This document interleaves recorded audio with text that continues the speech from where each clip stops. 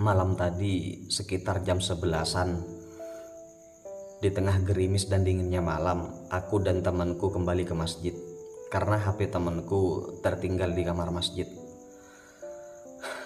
Mendekati teras, aku mendengar tangis tertahan dari seseorang yang kulihat sedang berdoa sambil memangku anaknya. Setelah aku dan temanku mendekatinya, ternyata Fulan yang terkenal ramah dan baik hati.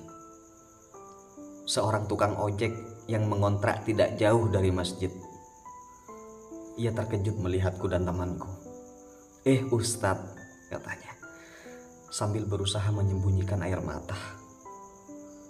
Kulihat wajahnya kuyup, penuh kesedihan, seakan ada yang dia tahan. Sementara anak dalam pangkuannya tertidur lelap di dinginnya malam itu. "Sholat malam kok bawa si kecil, Mas?" tanyaku. Sambil tersenyum mengulurkan tangannya bersalaman, ia menyambut salamku dan berkata, "Tidak apa-apa, Ustadz." Aku lanjut bertanya, karena instingku mengatakan tentu ada masalah pada Mas ini. "Sudahlah Mas, tidak usah sungkan Mas. Ada yang bisa saya bantu?" Saya kembali bertanya. Ia menatapku. "Tidak apa-apa Ustadz," jawabnya sambil menunduk. Dan kali ini suara Mas itu agak lemah dan serak, menahan tangis yang ketika dikeluarkan mungkin akan terisak-isak. Saya memaksanya. "Ayolah Mas, anggap saya saudara Mas," kataku mendesak. "Bisa jadi ada hikmah HP teman saya tertinggal sehingga bertemu emas di sini." Lanjutku pada dia. "Bisa jadi ada yang Allah inginkan dari pertemuan kita ini." Lalu Mas tukang ojek itu mengangkat kepalanya, menatapku dengan mata yang berlinang. "Dari kemarin saya belum makan Ustadz," katanya terisak. "Sedangkan anak istri saya hanya makan sepiring lontong pagi tadi. Saya sudah berusaha, namun saya malu harus meminjam ke siapa lagi.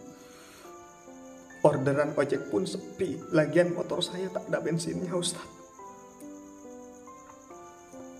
Air mataku berlinang mendengarnya. Temanku juga menangis di sebelahku. Tenggorokanku terasa sempit, tak kuduga apa yang ia katakan seperti menamparku. Ia belum makan dari pagi.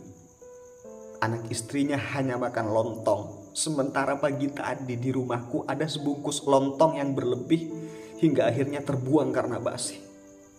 Mas tukang ojek itu melanjutkan perkataannya sambil terisak. "Aku berpikir mungkin saja dengan datang ke masjid yang penuh berkah ini sebagai tamu Allah sambil membawa anak, doaku akan lebih makbul Ustadz. Aku berharap ada rezeki dari Allah untuk kami makan malam ini. Aku tak tahu harus bagaimana lagi Ustadz." Pungkasnya sambil menundukkan kepala menghapus air mata. Sambil terisak, temanku pengurus masjid itu berkata, "Sungguh saya merasa sangat bersalah. Saya malu kepada Allah. Di saat kami pengurus masjid berencana membangun ini dan itu, program ini dan itu, ada warga kami yang tidak makan. Di saat kami ingin mengganti warna cat masjid, ada bayi yang tidak bisa menyusu karena ASI ibunya kekeringan. Di saat kami punya simpanan kas ratusan juta, ada yang tidur di gelap dan dinginnya malam dalam keadaan lapar." Saudara beriman, semoga bisa menghentak sanubari kita bersama dengan kejadian ini. Ini kisah nyata. Mulai saat ini, lihatlah tetangga sekeliling kita. Mungkin di antara rezeki kita ada rezeki mereka yang Allah titipkan melewati jalan kita, melewati rezeki kita.